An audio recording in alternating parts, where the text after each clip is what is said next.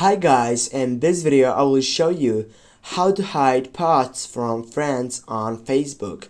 Firstly, get up into your profile section, then scroll down and take a look on a post that you want to get up to this explanation. We'll go with, I don't know, with this photo, and now if I tap on the three dots, I have edit privacy option. Go on the fourth selection, and here you're gonna find out, if you go see more all these sections, you need to go for friends except don't show to some friends.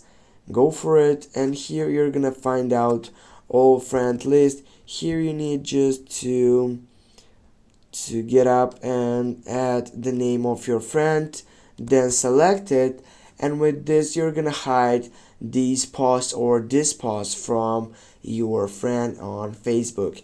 Thanks for watching. Don't forget to hit that like and share the video. See you soon guys. Have a nice day.